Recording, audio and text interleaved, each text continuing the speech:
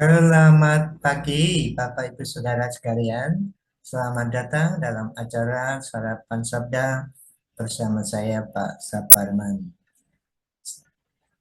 Firman Tuhan pada pagi hari ini yang kita renungkan masih Efesus 4 ayat 25 sampai dengan 29. Efesus 4 ayat 25 sampai dengan 29 dengan memfokuskan kepada ayat 28. Saya akan bacakan.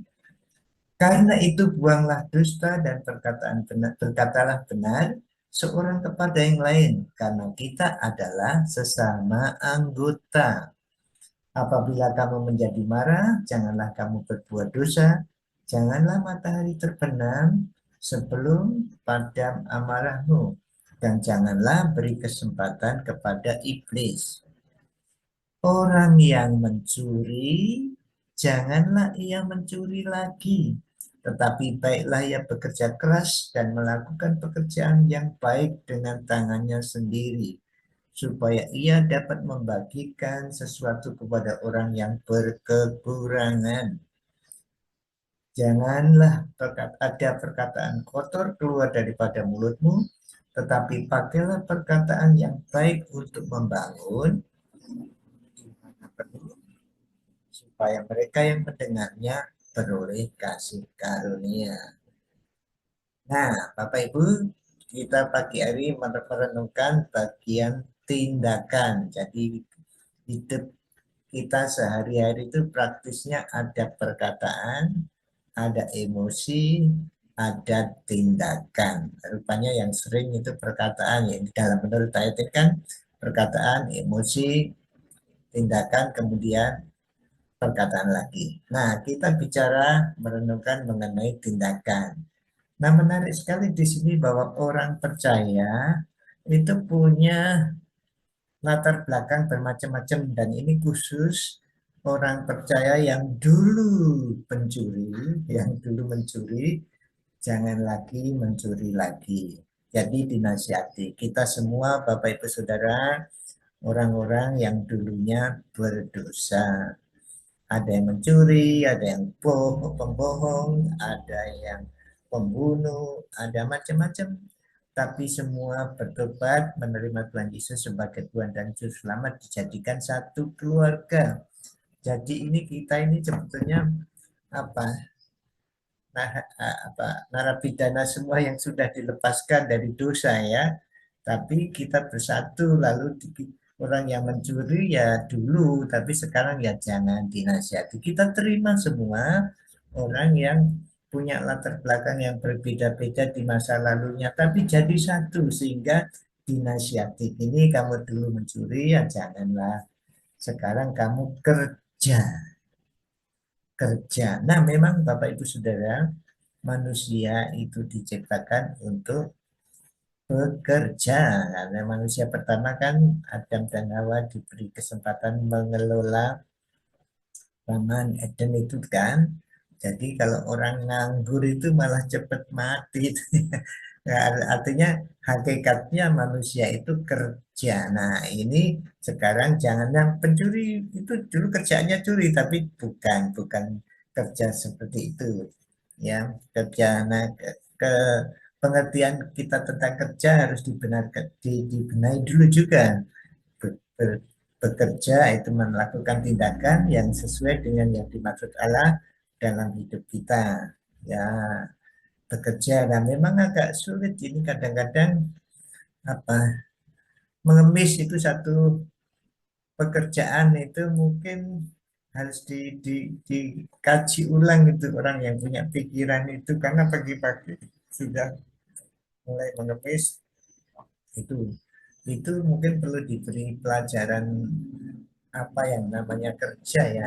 Kita sulit itu, mungkin departemen sosial juga melakukan garuk-garuk yang di apa, di perempatan jalan itu sulit lagi, kembali lagi mungkin itu pembinaan. Jadi untuk menyadarkan itu mungkin juga perlu proses. Tapi mari kita anak-anak Tuhan untuk menyadarkan kalau yang dulu mencuri ya jangan jadi pencuri lagi.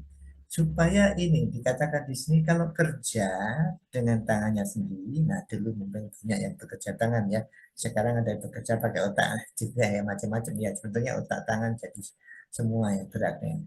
Tapi mari kita kita saling menolong supaya mengingatkan saudara-saudara kita itu bekerja. Nah, kalau sudah pensiun ya kerjanya lain ya, mungkin pengacara ya, pensiunan banyak acara ke sana ke sini, tapi mungkin itu perlu apa dipikirkan supaya jadi sebetulnya tidak bisa apa ya, tidak bisa orang nganggur ya, mesti kerja, apapun itu kerja. Dan sudah tua pun kerja, mungkin memikirkan berdoa dan memikirkan orang lain. Itu juga mari kita yang sudah tua-tua ya, memikirkan kerjaan apa yang bisa menjadi berkat bagi orang lain. Di sini dikatakan, kalau dulu mencuri, jangan mencuri lagi, kerja, lalu supaya ia membagikan sesuatu kepada orang yang berkekurangan. Jadi rupanya salah satu tujuan kerja itu membantu orang yang kekurangan. Jadi Bapak Ibu Saudara, apapun Bapak Ibu kerjakan, baik pensiunan apapun, siapa saja pasti bekerja ya. Bekerja untuk membantu orang lain yang kekurangan. Inilah keluarga Tuhan atau satu jemaat atau kumpulan orang percaya itu mestinya semua tidak ada yang kekurangan, karena kalau yang tidak kerja suruh kerja lalu menolong orang yang kekurangan. Mari kita lihat di sekitar kita Bapak Ibu Saudara, kita kerja entah Bapak Ibu yang sudah pensiun ya kerjanya apalah buat sesuatu yang menolong orang lain. Saya sudah pensiun, lalu saya buat konten-konten ini menolong orang lain yang perlu renungan ini sehingga diberkati Tuhan. Artinya dapat membagikan sesuatu kepada orang yang berkekurangan ya. Ini kekurangan pengertian mengenai merenungkan mungkin ini akan menolong Bapak Ibu Saudara. Jadi pada dasarnya salah satu tujuan kerja adalah menolong yang kekurangan. Mari kita lihat di sekitar kita hari ini ada yang kekurangan, saudara tolong semampu saudara. Kekurangan tanda petik ya, apakah kekurangan kebijaksanaan dalam mengatur waktu, kekurangan materi, atau kekurangan apalah. Bapak Ibu Saudara bisa menolong mereka dengan Bapak Ibu Saudara melakukan tindakan Bapak Ibu Saudara bekerja yang baik.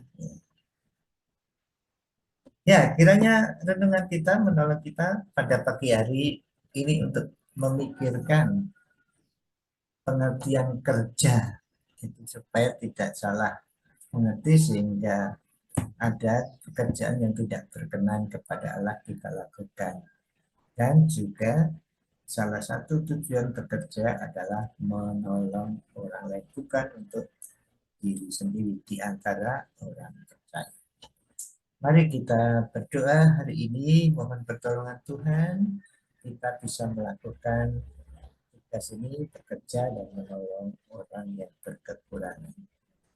Tuhan Yesus, terima kasih hari ini Engkau mengingatkan kami bahwa kami harus bekerja. Apapun yang bisa kami lakukan, baik kami yang sudah lansia maupun yang masih muda, semuanya Tuhan menginginkan kami untuk bekerja. Pekerjaan-pekerjaan yang telah Tuhan siapkan kepada kami syukuri Tuhan dan jadikanlah kami menolong orang yang berkekurangan di sekitar kami. Terima kasih Tuhan dalam nama Tuhan Yesus. Amin. Selamat beraktivitas Bapak Ibu Saudara sekalian. Tuhan Yesus memberkati Bapak Ibu Saudara dan saya.